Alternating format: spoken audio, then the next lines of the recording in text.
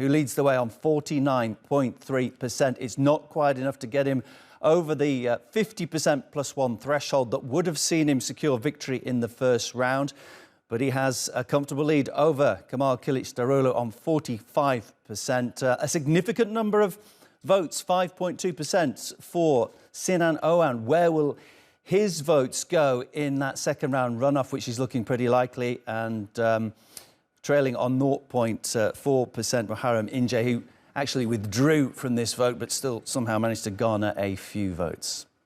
And moving on to the parliamentary elections, as things stand, we have the AK Party with 266 seats, the CHP on 168, YSP with 62, the MHP on 51, and the E Party on 44. The most significant numbers to take away from all that, the AK Party, add them with their alliance friends, the MHP, puts them well clear of that 300 seats required to give them control, a majority in the parliament, with well over 300. Now, President Erdogan spent the day in Turkey's largest city, Istanbul, but later in the evening he arrived in the capital, Ankara, and addressed his supporters at the AK Party headquarters. Beyond the numbers, our country is the greatest winner in this election. Turkey has proven once again that it is among the strongest democracies in the world, committed to the supremacy of the national will and the freedom of its citizens to make political choices. We have demonstrated this with our record turnout in the elections. It's like no other in the world. We had one of the highest election turnouts in our history. We do not yet know whether the presidential election will end in the first round with the 50% plus one that our electoral system demands. If the result shows that the presidential election is over, then there is no problem. If our nation has made its choice in favour of a second round, I welcome that as well. We believe that we will end this round with more than 50% of the votes, as the overseas votes are still being counted. Well, our correspondent Andrew Hopkins is in Ankara at the AK Party headquarters, who was close by when that speech was made. Andrew, interested to see what first of all, the body language, the tone of what the president had to say. What did you take away from his speech?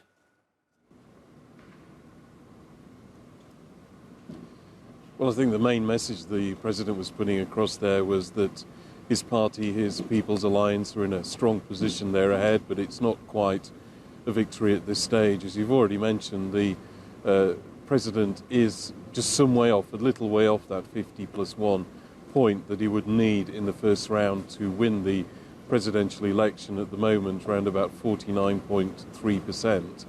But he was saying during his speech that he still thinks he could win in the first round in the next few hours. He said there are still some overseas votes still to be taken into account, Turkish citizens who are living abroad. There are more than 3 million of those, and we know that the turnout is at least over 50%. So we're talking about an additional 1.5 million Turkish voters, at least that kind of number.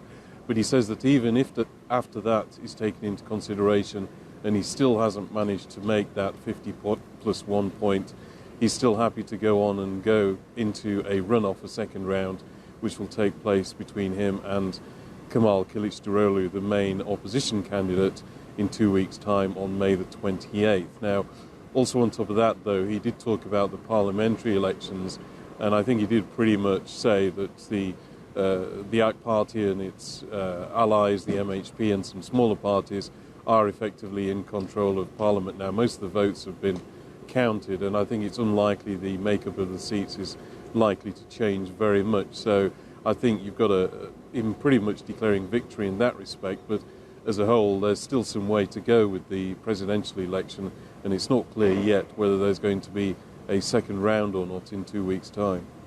And Andrew, what did you make of the result coming out of Ankara in particular? It looked like Kılıçdaroğlu just edging it there, but perilously close.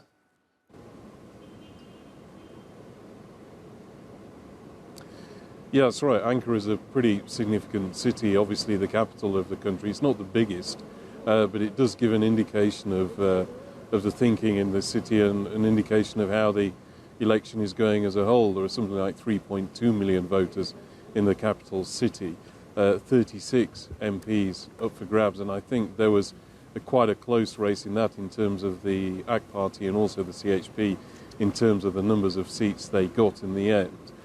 So it does give you an indication of how close this presidential race was, how close to a certain extent the parliamentary race was as well, because if you look at throughout the country, there are some areas where the CHP, the Nations Alliance, can do well, some areas where the AK Party and the People's Alliance can do well, but overall I think the parliamentary race, it's shown so far that it's the current coalition, if you like, the current alliance that's in government that's done well there.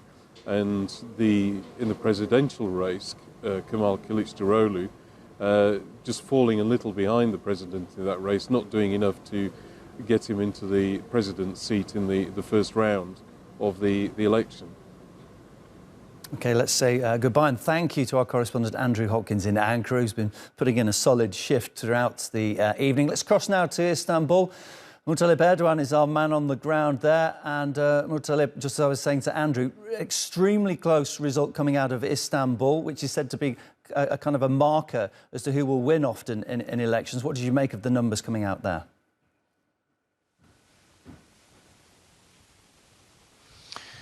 Of course, the main opposition party not only won Istanbul, but also the big cities like Ankara, the capital, as well as the stronghold of the main opposition party, Izmir as well.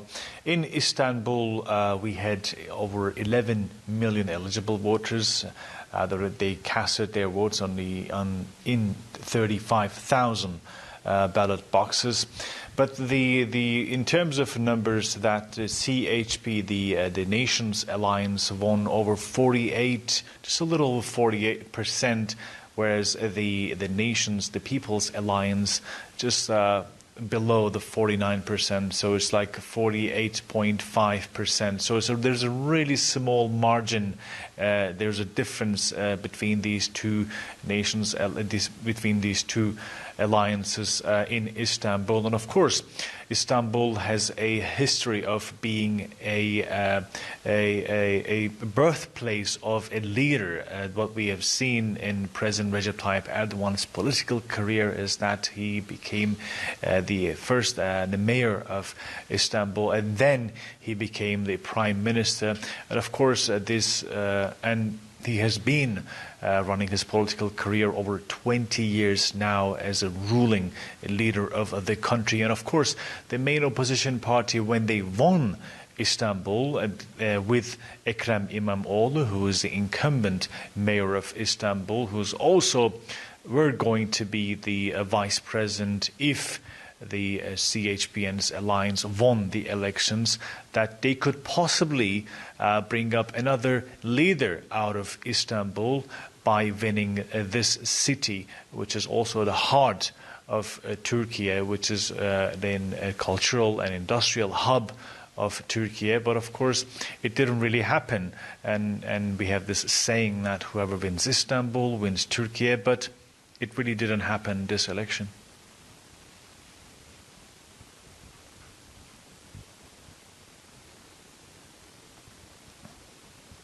And just briefly, Murtalip, if I may, I mentioned earlier the president had turned up and made an address in Ankara, but before that he did appear in Istanbul, and that indicates, I presume, apart from the fact that he used to be the mayor there, just how much significance Istanbul holds for him.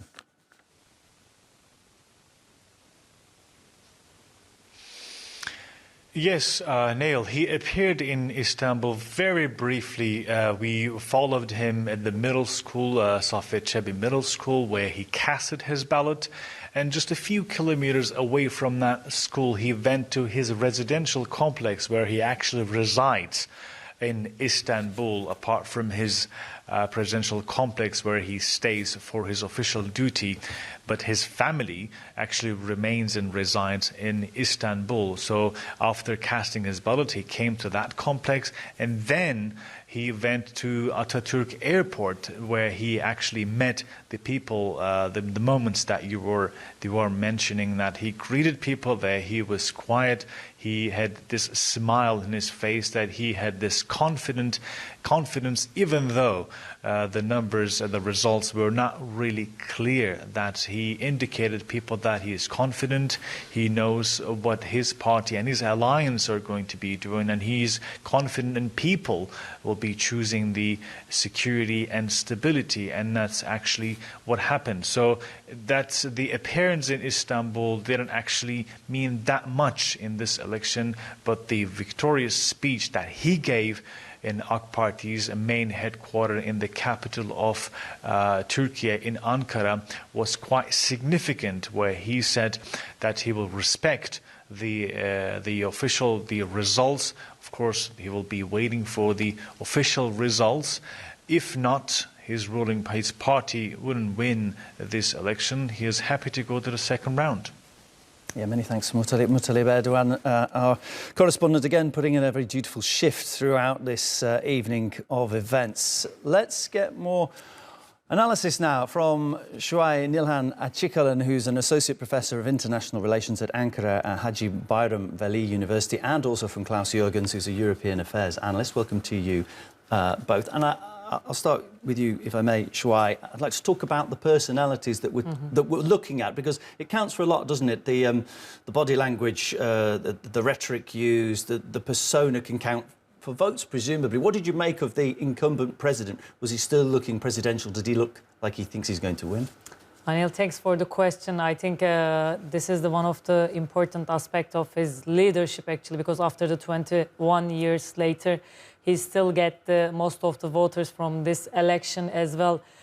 First of all, his personality and his relations with his followers is quite unique when you compare it with the other political leaders, not only in Turkey, but also in the world.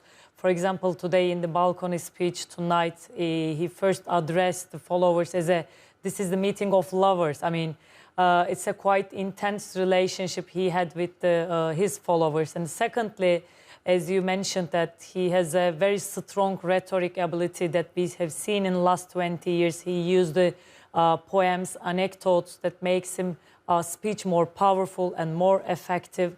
And the last one, it's not easy to compress his leadership in these three dimensions, but the last one I can mention mostly, most of the Turkish people, especially his followers and the voters, seem themselves in his personality, and that's why they prefer to vote him. Maybe these three,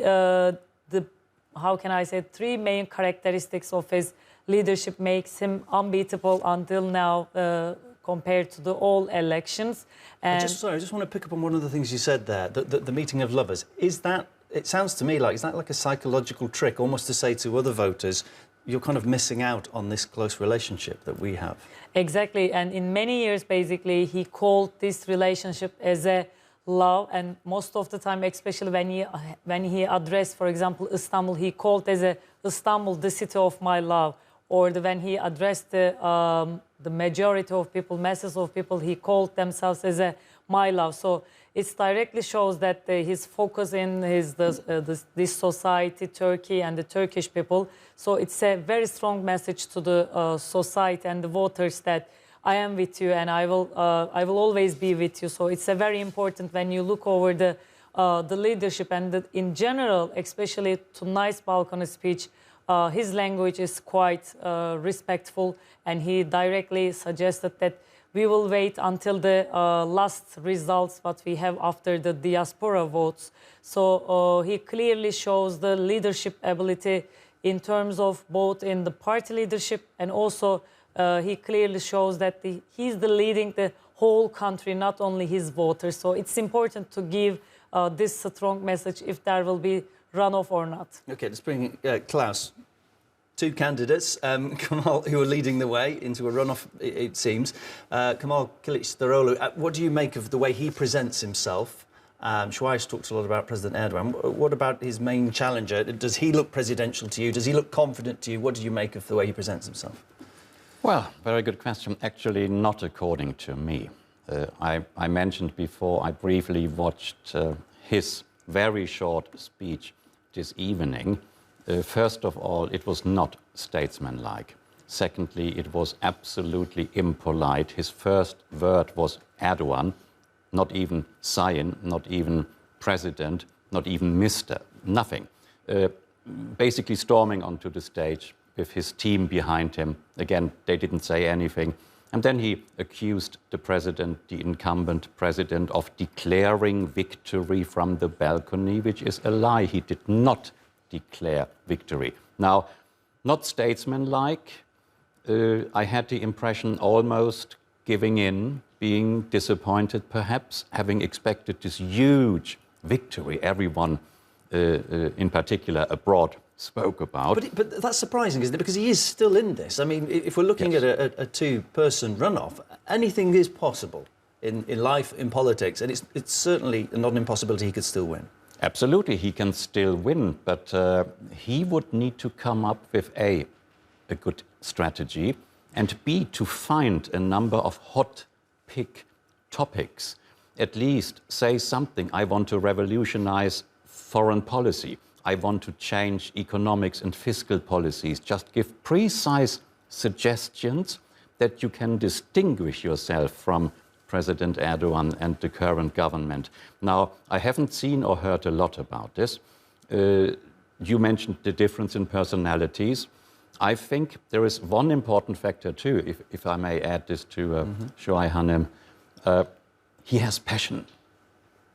Erdogan has passion for politics and to lead, but to give a lot in return, a very warm character. His opponent, Number, Kılıçdaroğlu, didn't come across as very warm, as very interested in the individual people, what they do, what they feel, what they think. And in a time of, there is a crisis after the pandemic, war situation in Ukraine, this terrible earthquakes here in Turkey, you must show sympathy for the people. And I think the president said it very nicely, instead of sitting in your kitchen and shooting some videos, go to the people. Now, of course, this is electioneering, we must be honest, but there is a grain of truth in it as well. A politician should be part of his own electorate, part of the people, don't come across as arrogant or aloft. And I think Erdogan has a very, very good chance of winning if it comes to this runoff. You're both saying very positive things about President Erdogan, and I really want to kind of give a greater opportunity to see some positives in Kemal Kılıçdaroğlu, because, like I said, he could still win this. What would you think, Shuai, he needs to do to turn it around going into a runoff? If he changes his policies, that will expose him politically. Can he change his personality, his presentation around in the 2 weeks that there will be?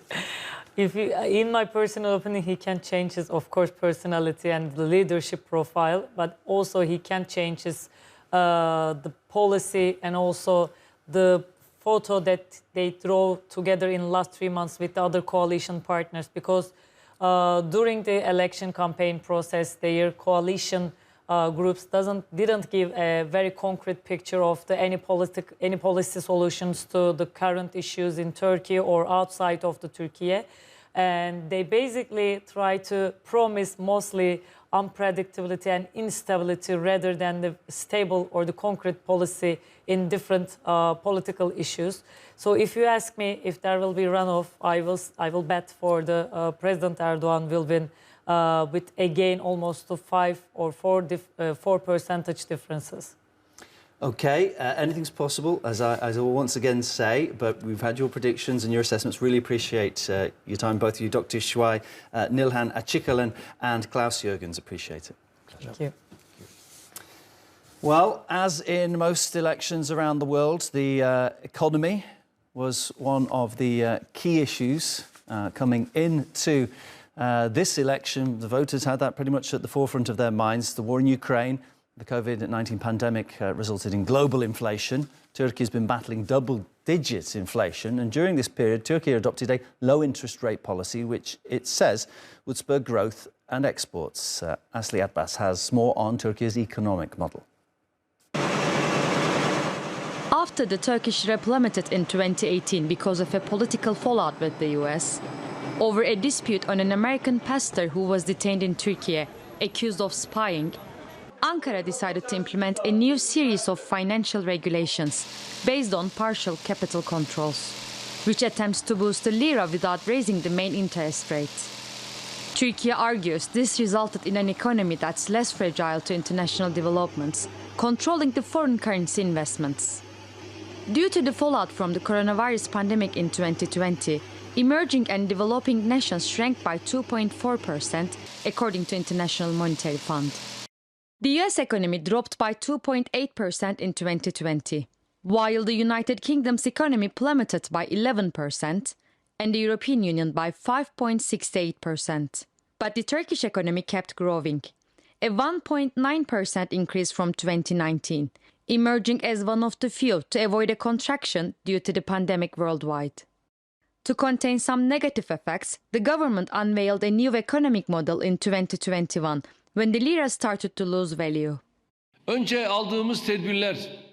the measures we took and technical mechanisms we built, we first eliminated the traps set against our country through global financial instruments. We then refocused our economic program.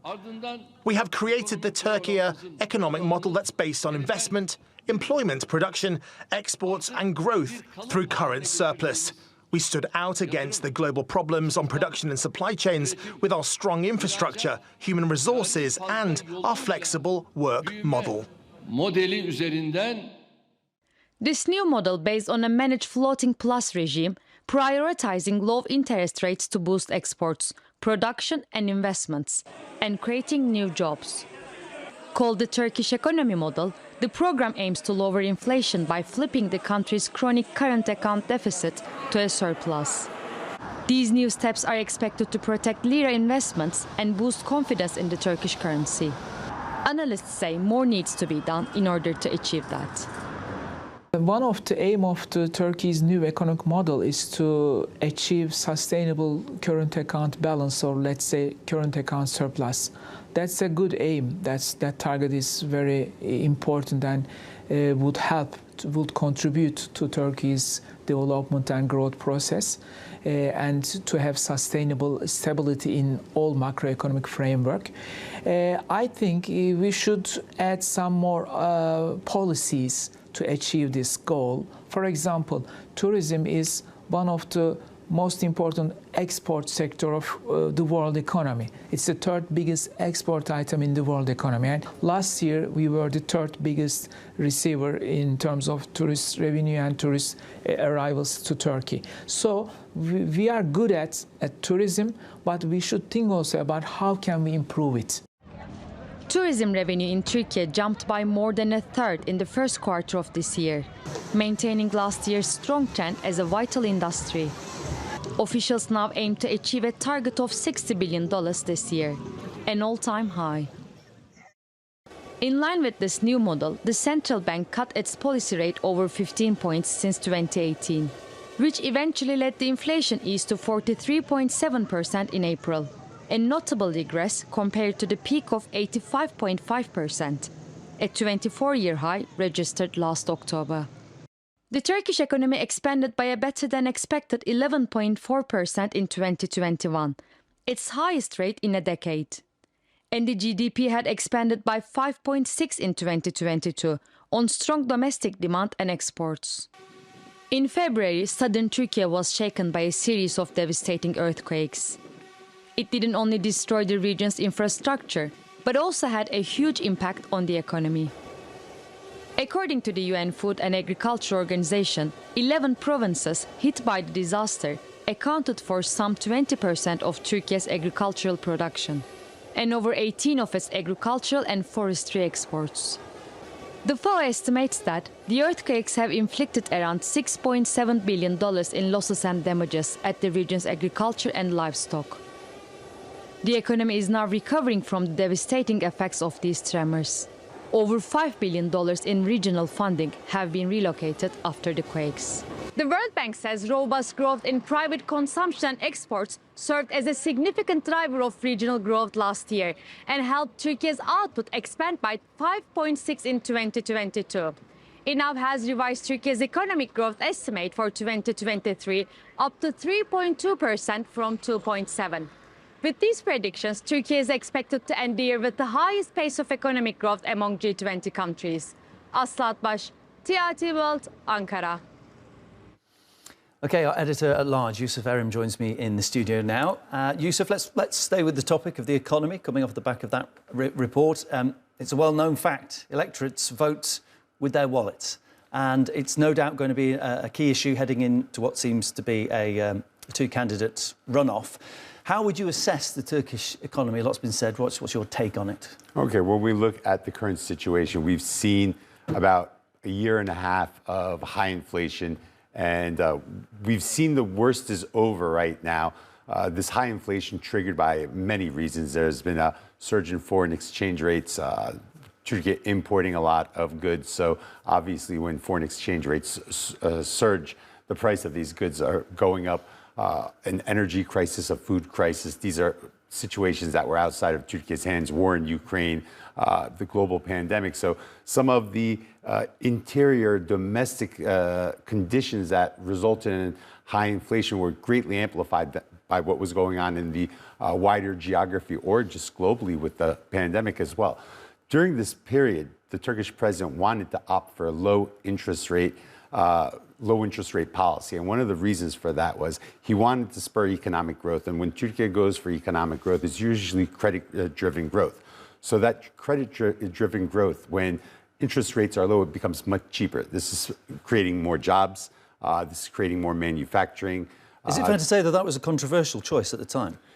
It's a controversial choice because it's unorthodox. It's unorthodox, but that doesn't mean it's wrong. He's trying it out. He really believes in it. And this isn't a short-term policy. A lot of the times, the Turkish economy right now and inflation is judged in the short term. But that's like judging a marathon, a 26-mile marathon after the first 500 feet. This is a long-term investment by the Turkish president. He wants to transform the Turkish economy. He wants to insert Turkey into global supply chains. And that's one of his biggest goals right now. The global economy, international trade is changing.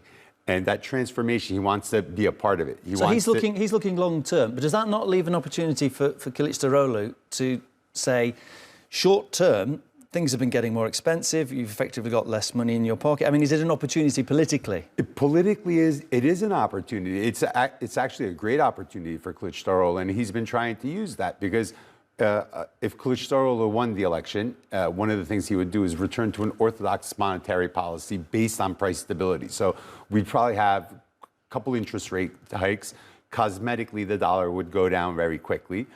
Inflation would go down within a matter of months. And in the short term, this Band-Aid, the voter would feel it in his pocket positively in the short term, but that would sacrifice growth. That would sacrifice manufacturing. That would sacrifice construction. That would sacrifice...